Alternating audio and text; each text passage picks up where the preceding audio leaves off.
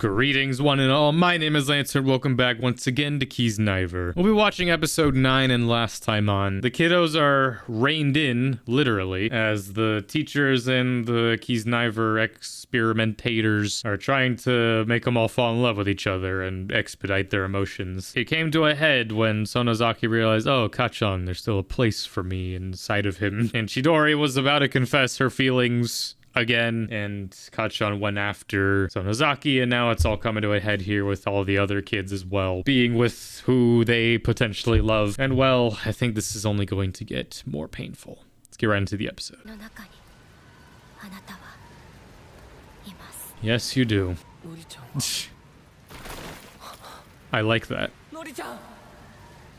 It's all over, I think. Wow, that's the shortest title. It's Jover.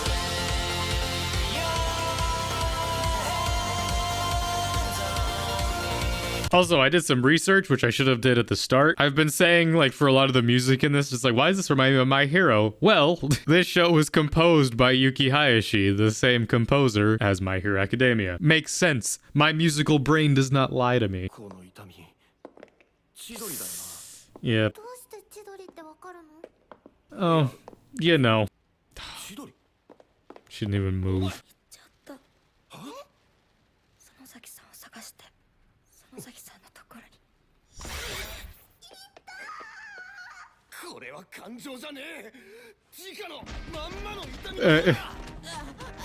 Just kidding.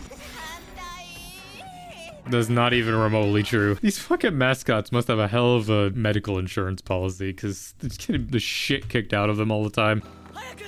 No, the AV room.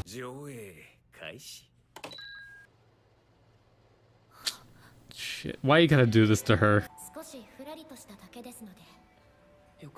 Wanna play basketball? Stupid girl, I'm balling. Do you even get it?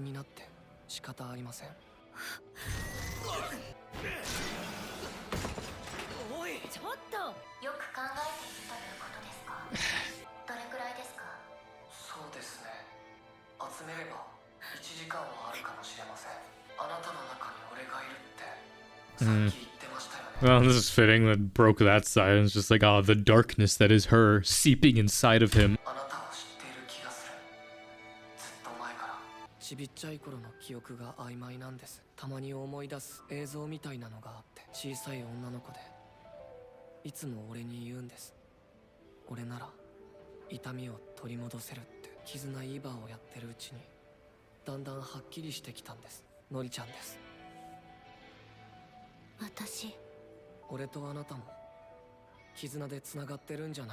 What does that mean for everyone else, though? Well, different times. And now she gets it. The layers.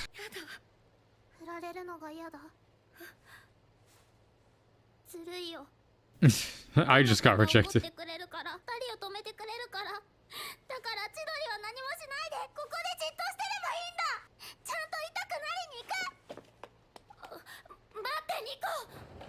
Gonna get properly here. There's gonna be a lot of pain going around. Maki and Yuta just standing there just like, I don't get what the problem is. I think things are fine between us. That's the fucked up. I mean, it's not fucked up. It's kind of the fine thing. It's just like Maki and Yuta. It's like they both, I mean, Yuta definitely likes Maki more right now. She's warming up to him. That's felt like the most natural connection between the two of them. It's like they're both similar, but like they're both putting on these personas of themselves that are both fake, but deep down it's like they're both chill. Honestly, those two might end up being my favorite characters in this. At least the takeaway characters that I like. Because everyone else is just like, yeah, I get what's going on here. You can see it with those two. They'll get it. They'll get there. Whereas everyone else here is keeping it complicated. I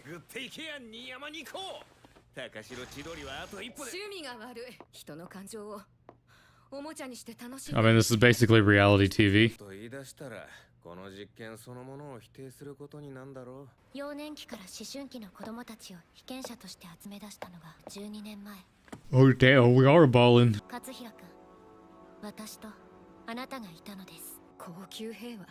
その正当性と可能性を信じて自分の子供ですら喜んで差し出すなんて。この実験にはそれだけの魅力があったからな。お前だろうな。Was she once an experiment, or was she a parent? 髪の短いしおり草花に詳しいステップするみたいに歩くアスカ Asuka? Shinji, crank that soldier boy.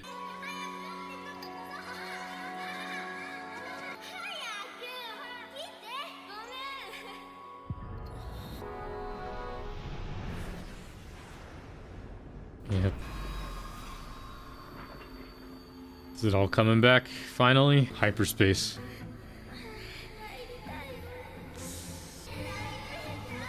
Why is it always the child experimentation, man? His original scar. He's remembering.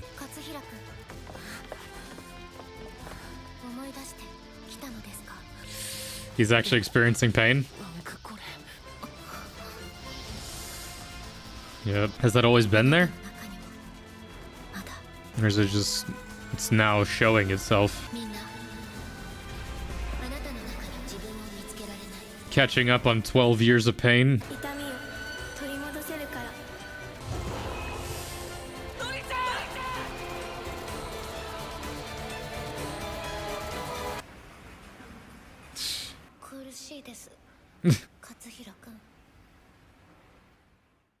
I mean, good that he's finally remembered. This could still, like, obviously at this point, it's not a matter of who I'm rooting for anymore. I'm just what will give everyone the best emotional closure by the end of this story. Now that he finally maybe can feel his pain, he can properly tell Chidori just how he feels about her in the sense. What will lay her down the gentlest?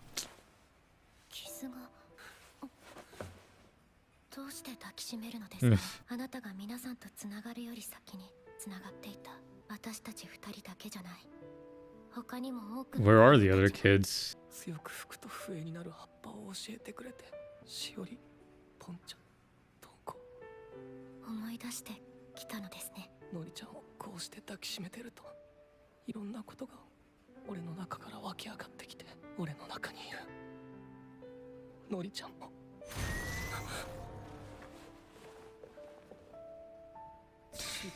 Let's maybe talk about this.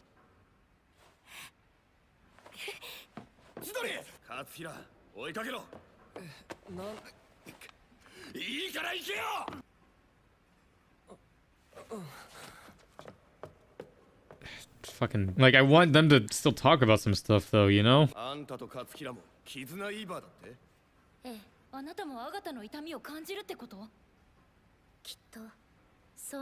Just his pain though. Does he feel hers?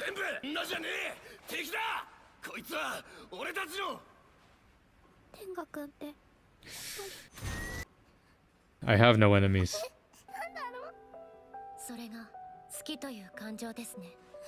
Yeah, it's rather painful.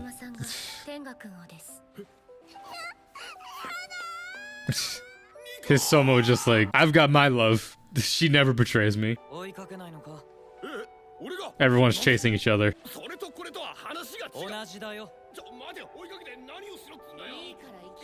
Figure it out. It's like, really, Maki, Yuta, and Hisomo are really going to be the ones by the end of this that are the most whole, I feel. Unless this will be a case where just we get to the end and it's just like, all right, years later, we're all still friends, and, you know, these people ended up with these people. Well, the scene that I've known about, I feel like, is about to happen. Well, this is an interesting thing now with Kachon. He's a double Kiznaiver, but he's only a Kiznaiver for one other person, unless the other kids are out there somewhere. So, wait, but how does that work for Nori, then? He feels the pain of everyone else here. Does she then feel pain from the pain he's feeling from someone else? Is it that diluted by that point that she only feels like a little bit of it? Or is it only that she feels his pain? Something I don't feel like we're gonna delve into at this point, which sucks because I really do like the concept, but I feel like we're full on the romance stuff at this point, which I do love, and I think it's handling it fairly well. But all right, let the heartbreak commence.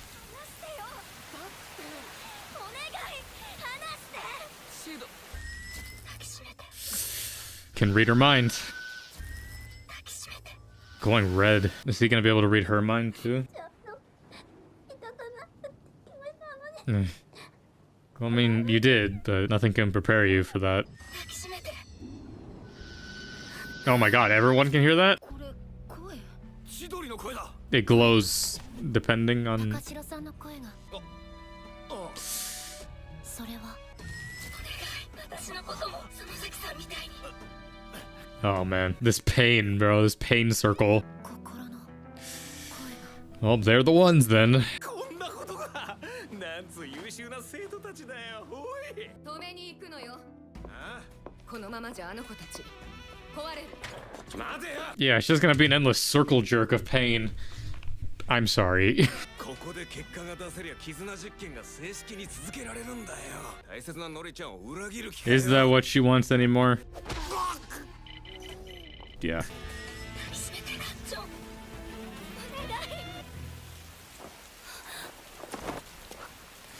I don't know if it's the same.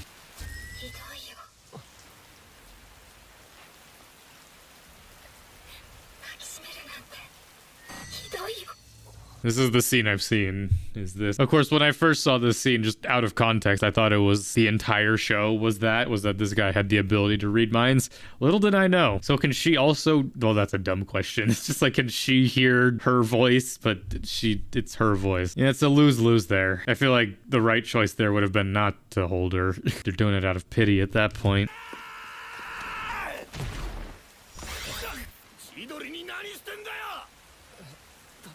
だって千鳥が抱きしめろってふざけんな。どうせ俺よりやつよ。 Great. Everyone gonna start hearing each other's thoughts. Jesus.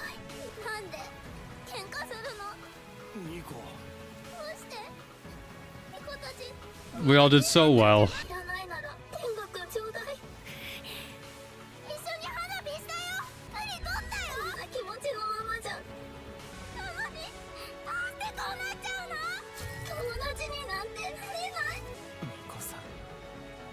You ain't feeling anything from this pain, man.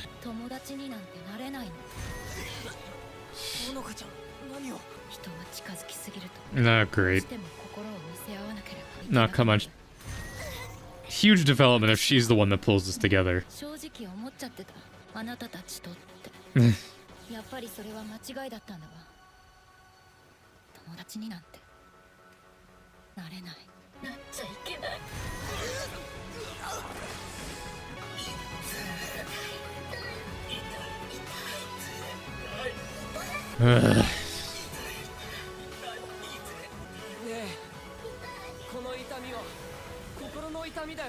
Yeah.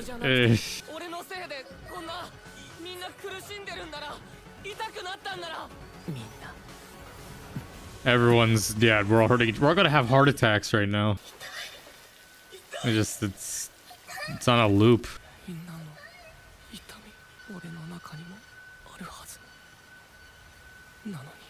I feel nothing.